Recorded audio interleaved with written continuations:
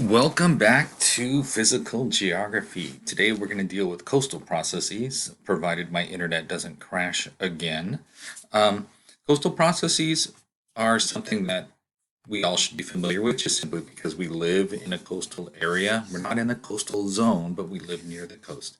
Now, all these terms on here, don't worry about all the terms. It's just different differentiation between the different regions and different activities happen. We're going to be focusing mostly on this area, kind of right in through here, where the water meets the land. Because this is where the wave energy is concentrated. That's where we're going to see the most erosion and transportation taking place. However, the coastal zone goes beyond that because we'll talk about this later. But when the waves come ashore, the wave energy actually isn't just here, it goes to depth. And when the bottom of the wave hits the ocean floor, that's the outer limit of our coastal environment. And then as you go inland, this is going to vary from place to place because some areas have just extensive beaches, so they don't go very far inland. Others have cliffs that are being cut by waves right now. And so anything up on here would be affected by coastal erosion as well. So this part is a little ambiguous, not well defined. But for the most part, we'll kind of concentrate on where we have these wave cut cliffs and wave cut notches and cliff retreat, where we do see some erosion taking place. Now, since we're focusing on where the water meets the coast, that changes over time. Now, obviously, during the day with tidal changes, we'll see that go up and down. There's also some long-term changes that can affect where that water level is, the higher sea levels or lower sea levels. Now, obviously, if we go through a warming period, the glacial ice melts, sea level is going to rise. So 5 million years ago, the east coast of the United States was much farther inland, and all of this would have been underwater. The last ice age, which just ended about 20,000 years ago, note that how extensive North America would have been because all that oceanic water was trapped up in the continental ice. And so we had a much farther out coastline or lower sea level, however you want to put it. Now, you can see local changes as well in sea level. If we look at tectonic uplift, locally in South Orange County, roughly from about Newport Harbor south to the county line with San Diego County, that area over the last million or so years has been uplifted. And so it looks like locally is that sea level has dropped. What we're seeing is that the land has risen, which would make it seem like sea level has dropped. So we'll see some of that in different ways. I mean, the most obvious way is that most of our rocks around here were deposited on the ocean floor. But now they're obviously above sea level because this area has been lifted up since they were deposited. Then, of course, the daily changes in where the sea level is, that's the tides. Now, tides will vary from place to place. It's a function between, and I'll get to that in just a second. It's a function between the rotation of the Earth, the position of the Moon, the position of the Sun, and all of those will create some areas that have a much greater tidal range, where this area can have a 10 to 20 foot tidal range. For locally, we only have a few feet. Some areas it's even more extensive than this. And it's like features where you've got a bay where you're kind of trapping the tidal as it's increasing. And so if you narrow the inlet, it's going to make the water level increase. So tides are created by the gravitational pull of both the sun pulling on the earth and then the moon pulling on the earth. And what happens is, since the earth is solid, with the moon pulling on it, the gravitational attraction between the two, the solid earth can't pull away from it, but the flexible water on the outer surface can. And so we see the water being pulled towards the moon. And from the water that's at a right angle to the moon, that's kind of being pulled towards the moon. But since it's being pulled towards the moon, it's pulling it towards the surface of the earth. And so we see high tides here and lower tides at right angles to where the moon is. On the opposite side of the earth, we see weaker gravitational attraction, and therefore the centrifugal force of the earth and moon rotating away from each other, around each other, creates a tidal bulge over here. So the net result is you get 2 high tides and 2 low tides from the moon, and then you get the same thing from the sun, though not as strong. You get the same thing from the sun. And as we rotate and as we move, the moon moves around us every 28 or so days, That's what gives us our tidal variation. Now, I'll have a quiz question where we have to calculate the delta F for the tides. No, I'm just kidding. We don't have to do that. I just put that in there for fun. Now, if the moon and sun are in alignment, whether the moon is on the opposite side of the Earth from the sun or on the same side of the Earth to the sun, we'll see that the tides are amplified. So the moon's high tides correspond with the sun's high tides, and the moon's low tides correspond with the sun's low tides. It makes the tidal range even stronger. So we get our higher high tides and our lower low tides. Those are the spring tides. The neap tides is when they're working against each other. So the moon's high tides are the sun's low tides and vice versa. And so those happen twice a lunar month, and you get what are called neap tides. And that's our least tidal range. Now, these can be really important when there's a storm coming through, where if the storm comes through at high tide and you add on top of that a storm surge, that's when you can get the maximum damage from a hurricane. What happened with Hurricane Dennis in 2004, it was headed straight for Washington, D.C. It came on land during a spring tide, but at the spring low tide. So it minimized the storm surge of what could have been catastrophic. It was just kind of nothing.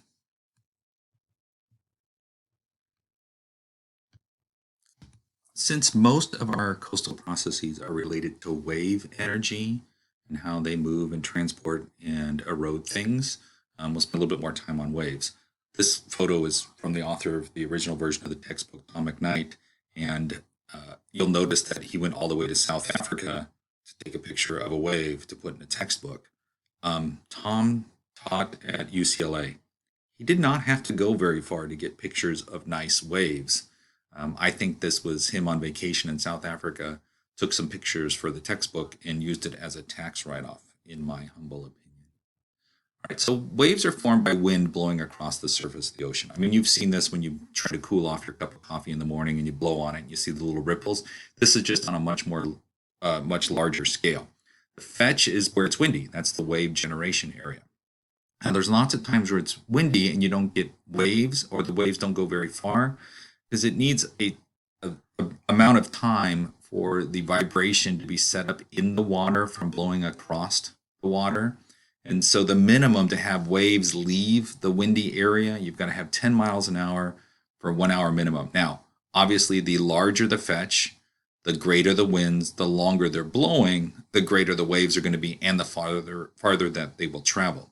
So if we have a tropical storm off the coast of Baja that's large and has been working for days, those are going to create pretty big waves that hit our Southern California beaches. If there's some mist storm off the coast of Oregon that kind of breaks up quickly, we may or may not even get waves from that, even though they're the same distance away. It's just a function of wind and size. So what happens is the wind blows through, it creates a vibration in the water, and it's a circular vibration. So the water isn't actually moving, it's just a vibration moving through. So the best example is these two animations below, where we see the objects kind of moving in a circle, but they're not really moving forward or backward. We don't see any net motion of water until it actually hits the shore. In the open ocean, it's just a circular motion. I like the one down below because you'll notice that the vibration decreases with depth. And so where the bottom of that wave is, where it's no longer moving, that's the wave base. So below that, it's not being affected by it. Above it, it is. Now, you've felt this sometimes if you're at the beach and the wave's going to crash on your head. What do? You duck underwater. You can feel yourself moving in that circular motion from the vibration moving through. And I guess if you went really deep, you could get all the way underneath it, but the wave base is probably already hitting the ocean floor. So this is the non-animated version of that same thing, where you've got the wave moving through the open ocean. And then as it approaches the shore, the base hits the ocean floor, and that slows it down. When it slows it down, it causes this wave to be moving faster than this wave. And so this wave kind of catches up. And the same thing's happening here. This wave is catching up with this wave. And when it does that, it compresses the wavelength. When you compress the wavelength, you increase the wave height. You still have that circular vibration, but now the bottom of the vibration is moving slower than the top of the vibration. And so you see this elliptical orbit down here. So you're kind of creating you're slowing the bottom, the top still moving faster. And then if it slows down and the wave height gets fast enough, you may be throwing the top of the water all the way over. And you see that circular motion as that curving of the wave hits the coast. Now, this is where we do see some net movement of water, because as it pushes up, that water is moving up, and it's probably moving sideways a little bit on the beach. But depending on how much water we're throwing up here, we may be pushing sand up the beach, like we see with the smaller waves during the summer, or during the winter when they're big waves, it may be pulling away sand away from the bottom. Now, depending on what the oops, you weren't supposed to see Greg Brady, because nobody knows that reference anymore. So depending on what the ocean floor looks like, if it's a gentle beach slope, that slowing down of the waves happens at a slower pace. So yeah, you're making the top a little bit steeper, but it's basically just water falling down the front. Those are called spilling waves or spilling breakers. If it is a steep face, we're shortening that wave very, very quickly, which causes the wave to get very steep, and then we'll see that vibration, that circular motion within the wave be throwing over the top, and that would be our plunging breakers, which apparently here will kill people. So steep face, plunging breakers, gentle slope, spilling breakers, which my surfing students are all very familiar with. What also happens is as the waves are approaching the shore, different parts of the wave will hit the shore at different times. So out here, it's deeper water. It's not being slowed down. Over here, it is being slowed down. And so as the wave approaches, if this side is slowing down, and this side is going faster, it's going to cause the vibration to curve towards whatever is slowing it down. You can see a little bit up here as it curves toward what's slowing it down when it hits the headland. So all of that wave energy, you're concentrating it on the headland and dissipating it in the bay. When you're a kid and you went to the beach, you didn't put your beach towels out here because A, there's no sand, but B, the waves would kill you. You put them out here where the waves are a little more gentle. That's because energy has been dissipated here and concentrated here. So we're going to eat away at the headland, and everything we're eroding from the headland, we're going to push back into these coves. Here you can see all this curvilinear of the wave energy. Here the waves are coming from the upper left, but this part's being slowed down because it's shallower water. So the outer part's moving faster. So by the time you get to this beach over here, it looks like the waves are coming out of the upper right. It's really just these waves kind of curving around an obstruction. Here you can see the curving around the two obstructions, this little island and the headland here. And that's wave refraction. And by the way, if you do a picture of a headland for your project, you better have wave refraction as part of the discussion and concentrating wave energy on the headland.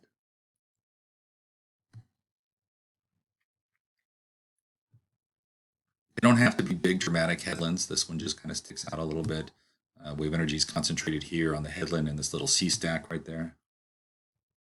South Orange County, this should be easy for you to get a picture of a headland because we're basically all the way from Corona Del Mar all the way down to the county line. It's Headland Cove, Headland Cove, Headland Cove, just repeated over and over and over again. And notice there's no sand. Wave energy is concentrated here. Energy is dissipated here. So you've got the cove next to the headlands all the way down. Now there are some instances, now this isn't going to happen every single time, where that wave energy is able to curl around the headland to enough where it's coming at it from the side. And since waves are eating away at the base of it, not the top, they may eat away from both sides and create a pathway underneath the headland. That would be a sea arch. More likely is it just kind of eats it away and falls apart for our local rocks. We don't have nice cohesive blocks sticking out like this. So we tend to have everything kind of break apart and create sea stacks and sea stumps. It's not a bad thing. It's just we don't have that many arches on the California coast. This one on the right's in Hawaii. I forgot where the one on the left is. More sea stacks. This is us, sea stumps, which there is no exact size measurement when you refer to it as a sea stack or a sea stump. Sea stumps are just usually these kind of smaller ones.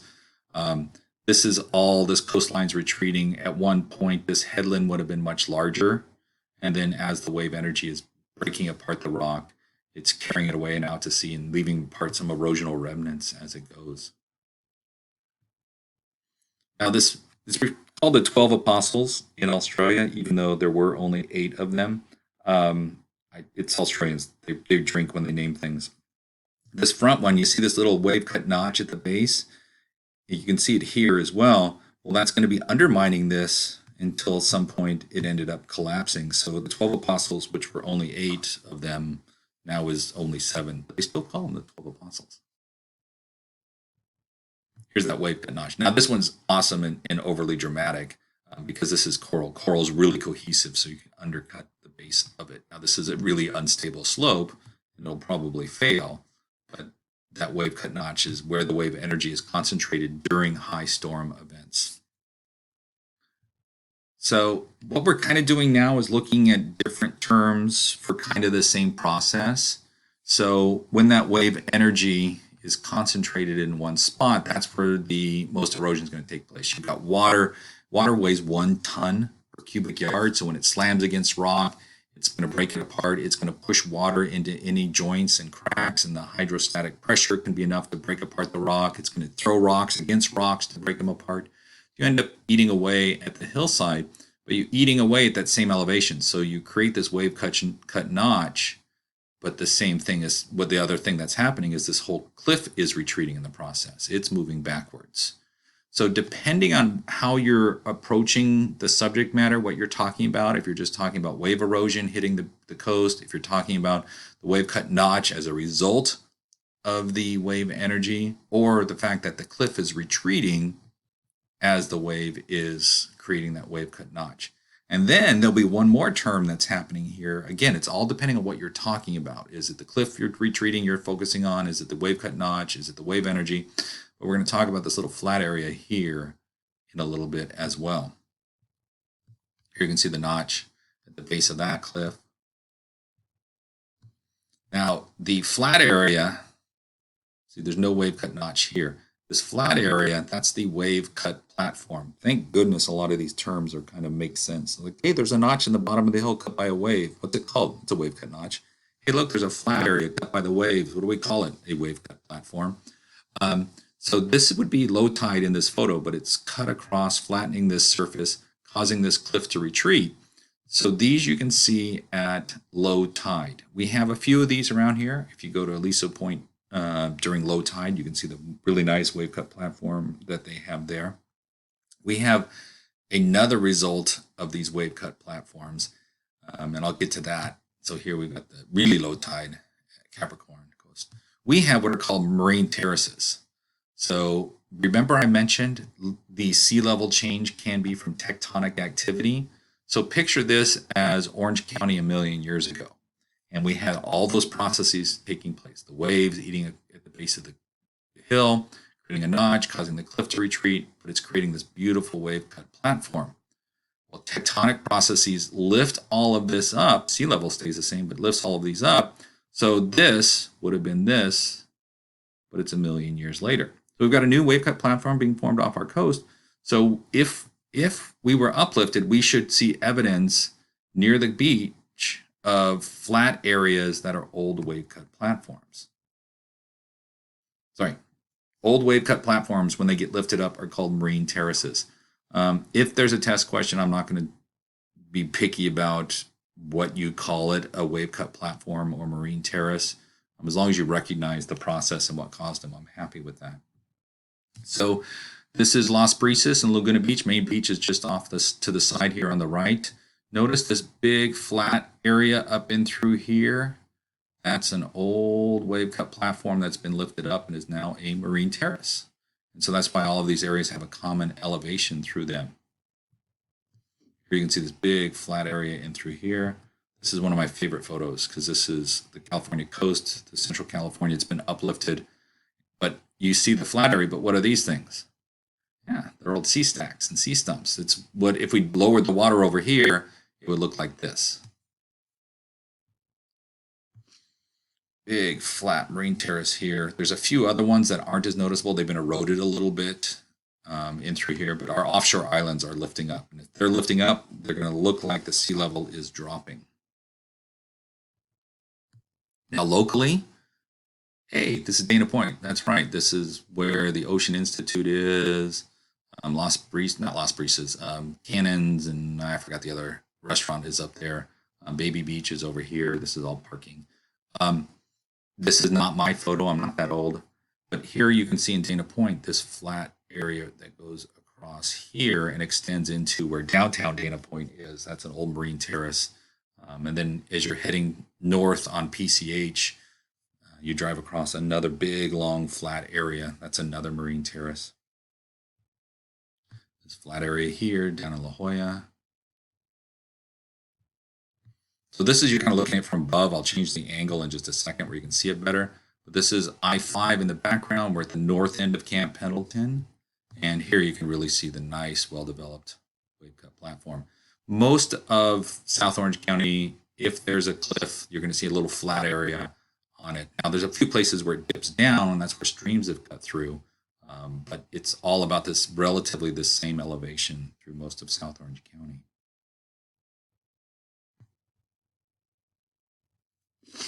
Now, for coastal homeowners, cliff retreat becomes a major concern because this is prime property up on top of the hill. It's nice ocean view panoramas, but we've got processes taking place down here. We're eating away at the base. We're eating away at the base. We're going to cause that cliff to retreat. And here it's really noticeable where this used to have an apartment on it. You can see the footprints of older apartments here because as the cliff's retreating, it's going to take the structures on top of them. So some have done remedial, trying to slow the process down with these pylons, some wave diversion in through here, but eventually these are just going to fall. You can see a little bit here, even the porch is sagging, but the people will still rent these out. There's this kind of form of denial of like, oh yeah, we'll be fine. It's not going to collapse. Should have said that to these apartments that used to be there. But for these guys, it's nice. They now have an ocean view that they didn't have before.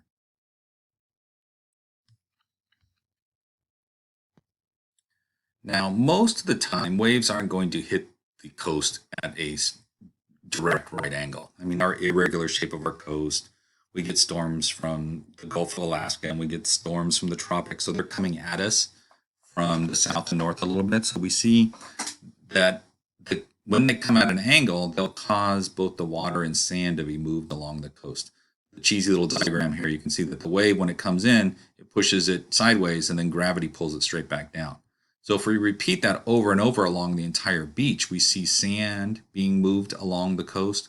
And also there's a net movement of water along the coast that carries that sand down the coast. Now, unfortunately for this term, longshore current and beach drift, they kind of overlap a little bit. You'll hear sometimes people talk about beach current, longshore drift, longshore current, beach drift. They overlap a little bit, but you'll get the idea if they're talking about the movement of material. I'm not going to be picky about which one you call it, but the longshore current creates a beach drift. I know it's stupid, but there you go. So that net movement of sand and material. I mean, how many times have you been at the beach? You go out from your parents, they tell you to stay in front of you, and you end up kind of moving down the coast a little bit, and then you get in trouble because you didn't stay in front of your parents. It wasn't your fault. It was the longshore current. Every time you bobbed up and down in the water, you bounced just a little bit farther down the coastline. That means that you're moving sediment as well. So if you're taking sediment out of this area, you better be replacing the sediment. So that gets us back to where does the beach sediment come from? Well, I already mentioned one, as you erode the cliffs and headlands, that's going to create some sediments, but the other major source is from inland sources. The streams are carrying sand and clay all the way down to the ocean. Well, if we're blocking our cliffs from being eroded, take San Clemente, for example, where the railroad tracks go through. They're right at the ocean and they got those big boulders on them. That's stopping the cliff from retreating. So that's a loss of sand. And then inland, every time we pave over land, every time we build a dam, that stops a sediment source from going into our streams. So what we're seeing, especially on the east coast of the United States and in Southern California, is that we're losing our sources of sand. We don't have as much sand going into the ocean as we had in the past. Well, if that's the case, you're going to see areas that the beaches, which kind of cushioned them from waves crashing against them, they're going to lose that cushion. City of San Clemente has a problem sometimes where their beach is retreated so much that the waves crash against oh shoot, I forgot the name of the restaurant, but the restaurant that is the base of the pier, and that's just a function of losing the sand. So what San Clemente's had to do is they've had to buy sand. Other Southern California cities have done the same thing, where they buy sand from inland sources, and then they take it down to the beach and just dump it, and then hopefully the wave energy will sort it out a little bit, so it's not all mud. So this is in Florida, where obviously you don't put a lighthouse right on the water until the beach retreats so much where it is, and then over the decades it ends up being collapsed. And you notice how far back the beach is now with this. East Coast, some of the barrier islands have shifted off the Carolinas, which allows more waves to hit the coast. And in doing so, I mean, nobody would have built these houses on wet sand, but since the sand has retreated so much, some of these can only be accessed at low tide. This gets into property rights in the United States, where you have the right to build or not to build. Now, as the beach retreats, obviously you're losing your storm protection. So one strong storm is going to be enough to damage your structure. Here we see some nourishment projects, which we can't do. We don't have a near shore source of sediments. So here they dredge the shallow offshore environment and then pump the sand onto the beach. So here you can see it's narrow. They have pipes offshore that are sucking up the sand, and then they're just pumping it back onto the land to make it bigger. The East Coast also does this. Some areas will put up these little fences to slow the beach drift and trap some of the sediment. So over a period of months, the beach slowly gets bigger. We can't do this in California because no matter what time of year it is, somebody's in the water. I don't care if there's a storm, somebody's in the water. The East Coast, it like shuts down in the off season, and ours certainly doesn't. So this isn't really an option for us. It did get bigger, but notice there's nobody on the beach except for that kind of golf cart. I mentioned this before. During the wintertime, when you get these very large waves, they pull sand away, and in the summertime, they push sand onto shore. Most of us who don't surf, we're only at the beach during the summertime when it's warm. So we only see these big, expansive beaches. If you go in the wintertime, you'd be shocked how much smaller the beaches can be. So this is Coronado in San Diego. And so here you can see there's a little bit of beach before that road. This is that same road with no beach. I used to live in San Clemente by Calafia State Beach. And in the wintertime, there were multiple times where there was no beach. The waves were crashing against the rocks there. Here, the Wedge in Newport Beach. This is wintertime, this is summertime. This is a much larger beach. Wave energy in the wintertime increased, decreasing the beach size. All right, so in part 2, we'll cover other coastal processes, and we'll see you back for part 2, and we'll start with deltas.